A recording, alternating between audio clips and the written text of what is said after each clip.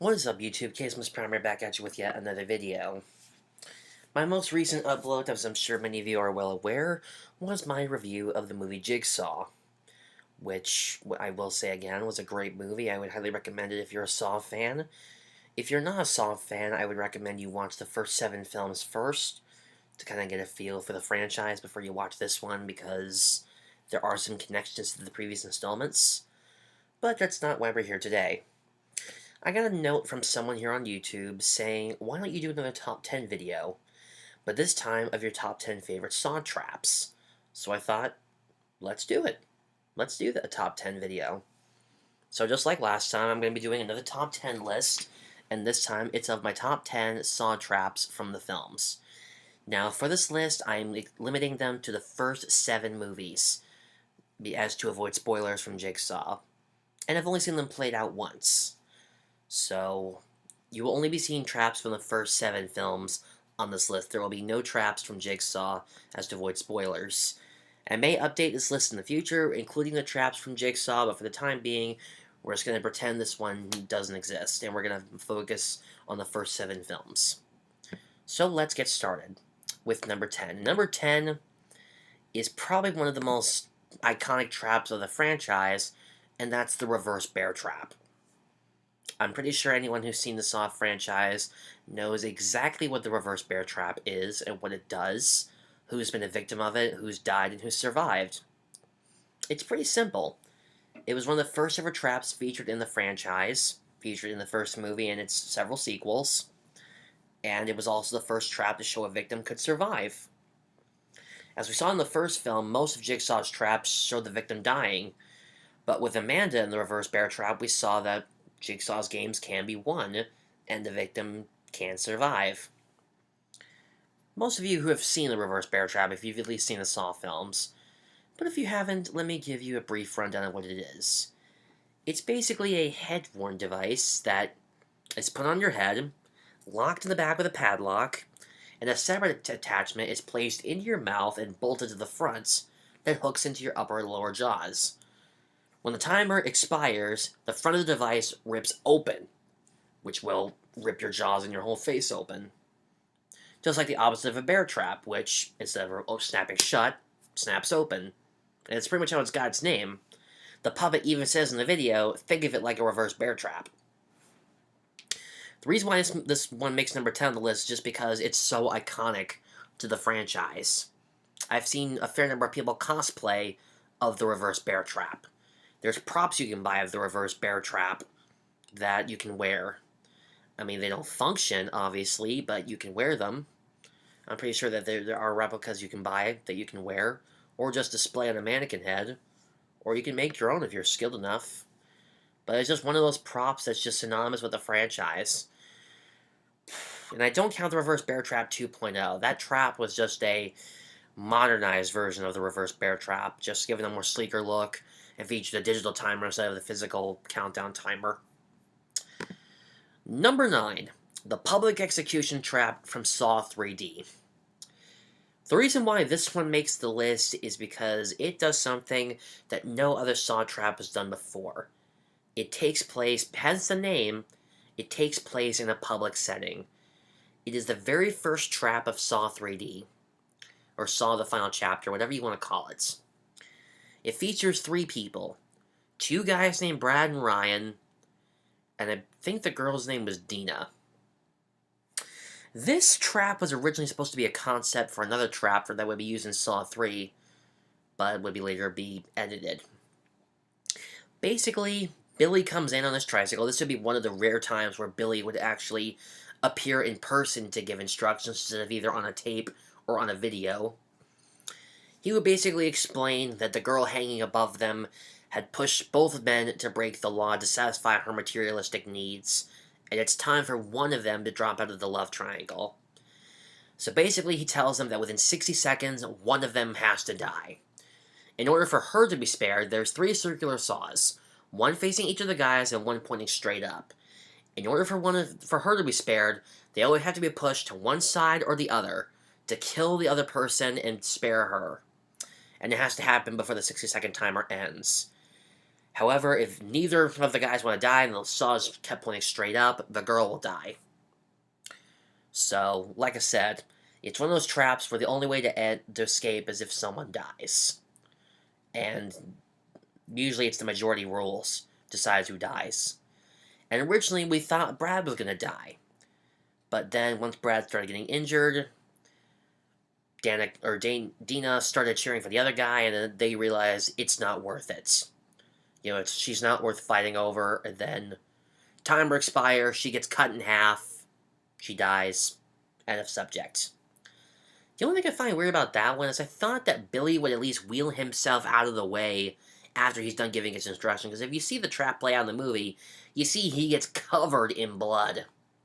You'd think he would at least roll out of the way so that way he doesn't get dirty. The reason why this is called the public execution is because people actually see this trap play out. It takes place in a little, what's the term I'm looking for? It's right on the tip of my tongue. Shopping window. Like a window display. And people are actually able to see this happen. Like a whole crowd of people actually gather around and watch it. And some people try calling the cops. Even before Billy starts giving the instructions, Brad tells this one woman to try to break the glass with a briefcase, but Hoffman thought this through, and he made the glass, or replaced the glass with bulletproof glass, so that way it wouldn't shatter. And by the time the cops do show up, the game's already played, and Dina's died. Number 8. The freezer room from Saw 3. Now, every type of death has been played with in the Saw franchise. Any type of death you can imagine. But this is the only time in the franchise where there was the possibility of someone being frozen to death. They've done every other kind of death in the franchise, but this is the only time they've ever played with someone freezing to death. This was Jeff's first test in his series in Saw 3. Basically, getting involved with the people who were involved with the death of his 8-year-old son. The person involved with the test was a woman named Danica Scott, who was the only person other than Timothy Young and Jeff to be present at the scene of the crime. And she didn't say nothing. She didn't say anything to the police when they came. She just kept on driving after the accident happened. And Jeff thought that that was unjustifiable. She said she should have said something. So they were locked in a freezer room. She was chained up by her wrists and ankles. And she had, I think, like 6 or 12 hoses pointed at her, spraying her with freezing cold water in random intervals. And basically, Jeff had to get the key in order to free her and move on to the next room. Like, even if he didn't want to save Danica, he still had to get the key to move on to the next room. Where is the key, you ask? The key was located along the back wall, behind some pipes. Seems easy, right? Not exactly. Because in order for Jeff to reach it, he had to press his face up against the dry ice of the pipes. And when he actually tried to pull it free, he ended up pulling some of the skin off of his cheek. And unfortunately, he wasn't able to get it in time. By the time he got the key, she had already frozen to death, and all he could use it for was to move on to the next room. So, the one person to be tested in a freezing to death scenario died. That's something they don't really play with very often. They've done every other type of death, but it's the only time they've done freezing to death. Number 7. The bedroom from Saw 4. This is probably going to be the only trap from Saw 4 on the list, because a lot of us like to pretend Saw 4 doesn't exist. It was kind of bad. Really bad. But this was the one trap from Saw 4 I actually thought was good. The build-up to this trap is Officer Rigg is led to a motel, and he is instructed to put the owner, I believe his name was Ivan, I think it was Ivan was his name, in a trap, because basically not only is he the owner of this motel, but he was also a molester and a serial rapist of various women. He would rape them and murder them, and he kept pictures of them up in one of his hotel rooms. So Officer Rigg basically forced him into his trap by chaining himself up by his limbs to the 4 bedposts, and put his head like this device that would prevent him from twisting his head left and right. And his game was simple. He had to push 2 triggers within 60 seconds or all 4 of his limbs would be torn off. You're wondering, what would these triggers do? Simple. When he pushes one of them, a scythe would come down and gouge out his eye. So basically he had to push both triggers and gouge out both his eyes, rendering him blind in order to go on living. But he only was able to bring himself to do one of them. He couldn't do both. And as a result, the timer went off, and the 4 springs that held the chains in place sprung, and his limbs were ripped off, and he died. I don't know if he was decapitated, but he was definitely delimbed. So, yeah, that was the one trap from Saw 4 I actually thought was decent. Moving on. This one's one of my personal favorites. The 10 pints of blood trap from Saw 5. Saw 5 is one of the 3 times in the franchise where a group of people have been tested. The majority of the Saw films have just one person being tested. But this Saw 5 is one of the times where a group of people are being tested, and they're all connected somehow. The victims of Saw 5 were connected because they were all involved somehow with a building fire that killed like 8 people. So, in the first game, Jigsaw told them to trust their instincts, but he implored them to do the opposites. And by that, they thought they meant with each trap they play, they have to kill someone. When they come to the 10 pints of blood trap, that's when they see their mistake. They thought they were supposed to kill someone off with each trap, and in reality, they were supposed to work together. Because the rules of the game are simple. The trap is basically these 5 holes lined up, and behind each of them is a circular saw, with a tube connected to it that leads down to a beaker that's labeled with 10 pints. The beaker is connected to the door. In order to open the door, the beaker had to be filled with 10 pints of blood. So the people would have to stick their hands onto the saws and cut them and bleed out 10 pints of blood to unlock the door and escape. And if they didn't do it within 15 minutes, the door would be permanently locked and 2 nail bombs would go off. And it was in this moment that the final 2 people realized that they had to work together as a group in order to survive all their traps. So they had to decide that either one person could fill it with 10 pints and die, or 2 people could fill it and maybe live. So after they decide they're going to do it together, they severally cut their arms and hands in half, each bleeding out 5 pints of blood in order to survive. They do make it with about 2 minutes and 6 seconds to spare. I don't know if the timer actually stopped once the beaker was filled. I just remember it showing the timer, the latch on the beaker, like, slipping, the machine turning off, them taking their hands out, and then the door unlocking. So I don't know if that actually triggered the timer to shut off, or if they still had that much time to leave before the bombs exploded anyway. But either way, it was really a gruesome trap. I mean, it's hard to watch someone else get inflicted with pain, but having to inflict it on yourself to survive, that takes guts. Number 4. This is the trap that always gets me every time I watch the Saw movies. It's the pig vat from Saw 3, also known as the pig pool. It goes by a variety of different names, but it has been hailed as probably the most disgusting trap in the Saw franchise.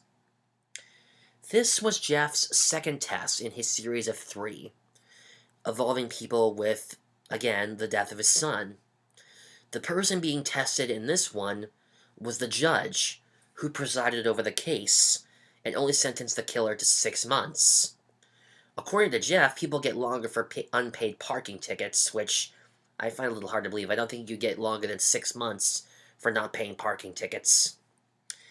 But basically how the trap worked, he was shackled by his neck to the bottom of a silo, and a conveyor belt-like device turned on, bringing in with it various rotting pig corpses. They were dropped one by one into this large juicing machine, and then the juice would come slushing out of a pipe into the silo where the judge is connected by his neck. And basically, unless Jeff freed him, he would drown to death. So, you're probably wondering, okay, he had to reach along a back wall to get the key or get it in the first trap. What did he have to do to get the key in this one? This is really the only time in the Saw franchise where a mental sacrifice had to be made. Most of the traps involve a physical sacrifice where you have to harm someone or yourself, or you have to kill someone to survive. With this one, Jeff had to make a mental sacrifice. The key to the judge's neck brace, as well as the key to that would unlock the door to the next room, was hidden inside of an incinerator, along with all of Jeff's son's possessions, and I mean everything that belonged to him. Clothes, toys, pictures of him, everything that Jeff had preserved since his son's death. Basically, his task was simple. Turn on the incinerator and burn everything inside, leaving only the key remaining. And initially, Jeff didn't want to do it because he didn't want to destroy what was left of his son. But alas, he did it. He was hesitant, but he did it. And we watch as everything burns to a crisp, especially that stuffed animal with a pig, and we watch as the key falls into the ashtray, opens it up, gets the key, and unlocks his neck brace just before the last bit of pig slop can be dropped in and he almost drowns. I think that last amount of pig slop that dropped in, if he had been saved, that would have been high enough to kill him. But the reason why this one's so high on the list is because that's the first trap that actually genuinely made me a little freaked out, because I'm a little bit of a pyrophobe. So anything involving fire is a no-go for me. That's why I also was a little terrified of the incinerator trap from Saw 2, and another trap you'll see on this list. Number 3 is the death mask from Saw 2. I like to think of this trap as the successor to the reverse bear trap, because just like the reverse bear trap, the death mask involves the victim's head. And if they didn't retrieve it in time, they would be killed. The key, at least. The person being tested with this trap was a guy named Michael, who I think was a former police officer or something. I don't remember his whole backstory, but basically Jigsaw tells him that he's hooked up by a harness to the death mask, and basically it's kind of like a miniature Iron Maiden, because it's 2 mask halves, each filled with a bunch of nails. And unless he gets the key to unlock it, the mask is going to close on his head, and the nails will pierce his skull and kill him. The difference between the reverse bear trap and the death mask is where the key was located. For the reverse bear trap, the key was located in Amanda's cellmate's stomach. For the death mask, the key, he was provided with a simple hint. It's right in front of your eyes. And after seeing a couple x-rays of his skull, that's when he found out the key was hidden behind his right eye. So basically, what he had to do was take a provided scalpel and dig out his eye to get the key and unlock the device before it snapped. However, he just couldn't bring himself to do it. This is one of those scenarios where they just can't bring themselves to inflict the pain upon themselves to survive. And he just gave up, he screamed for help, and as a consequence, because he pulled the pin, the timer went off, it snapped shut, and killed him. They wanted to have an effect where once he fell to the floor, his eye would actually pop out, but they weren't able to actually achieve this effect. So they tried, failed miserably. Number 2, the hooks and brazen bull oven from Saw 3D. The final trap from Saw 3D, if you don't count the reverse bear trap used by Hoffman. The reason why this one makes the list is because this is basically Jigsaw's way of saying put up or shut up. The person being tested in this trap was Bobby, a help guru who had published a story about him supposedly surviving a Jigsaw trap. Like, literally, he had written a story as if he had survived a Jigsaw trap. Faked everything. But Jigsaw basically captures him and tells him, "You're a liar. You've never been in a trap. So we're going to see if you can actually prove if you have what it takes to call yourself a survivor. And if you don't succeed, your wife dies." So he comes upon the final room. He sees her on this large platform, chained by her neck and her ankles, kind of down on all fours, and she's surrounded by an electric fence. His final task is simple. He supposedly survived it once, so it should be easy to survive it a second time. What he has to do is simple. Take 2 large metal hooks, pierce them into his chest muscles, hoist himself with chains, and plug in 2 extension cords. Simple. Because, as Bobby claims to understand, his pectoral muscles could easily support his weight. Oh, and by the way, that whole 60-minute timer that's been counting down since you started, that's how much time you have left to complete this game. And if you don't do it, your wife dies. So that's when Bobby ultimately revealed that he lied. He lied about the whole thing, that he never survived. He took his shirt off, he pierced the hooks into his chest, and hoisted himself up, and he was almost within hand's reach. But, unfortunately, his skin on his chest muscles gave out. They couldn't hold up his weight any longer, and he fell to the floor. And he didn't have enough time to bring the hooks back down and try again. And the timer expired. So here's where the trap gets its name, Brazen Bull. Once the timer went 0, the platform that Joyce was trapped on sank down. 2 circular walls closed up from under on both sides, and a circular wall closed up in front of it, encasing her in something, and then fire was erupted from all sides. And basically she was roasted alive. That trap was inspired by an old Greek mythological torture device, also called the Brazen Bull Oven, where basically someone was locked inside of something that physically looked like a bull, and a fire was set underneath it, and it roasted the victim to death. And it had a series of tubes along the front of it to make the person's scream sound like a bull. It didn't actually look like that in the movie. In the movie, it looked more like the front of a plane without wings. But either way, Joyce died because Bobby couldn't complete the test in time. There's no telling what actually happened to Bobby after this. You know, we don't see what happened to him. Like, if he ever came clean about his lying, or what. But all we know is he survived, but his wife didn't. So, and he failed his game. So yeah, there's that. And finally, number 1, my all-time favorite trap from the Saw franchise, the shotgun carousel from Saw 6. The person being involved with this trap was a guy named William Easton, who was the head of a health insurance company, who gave insurance and benefits to the young and the healthy, but commonly denied the old, the elderly, and the sick. Like, they even denied John Kramer coverage. So, the people being involved in this test were 6 of William's best employees that he's referred to as the dog pit. Basically, they were chained by their wrists to a rotating playground carousel. And Jigsaw said of the 6 of them, only 2 could survive, and the decision of which 2 falls upon him. How the trap works is that at random, one of them will be stopped in front of a shotgun. The shotgun would cock itself, and after about 10 or 15 seconds, the gun would fire. And then the carousel would move again, stop, and then the process would repeat. William could save 2 people, like he said. However, he had to make a sacrifice of his own. He had to push 2 buttons that were in a box, and by doing so, it would pierce a metal rod through his hand, and would cause the gun to rotate upward, fire, and then return to its original position. So he could only do that twice. There's no telling what would happen if he actually tried more than 2 times. But the reason why he only let him do it twice is because of all the applications his company receives for health insurance, 2/3 of them are terminated. So 2/3 of the people on the carousel were going to die.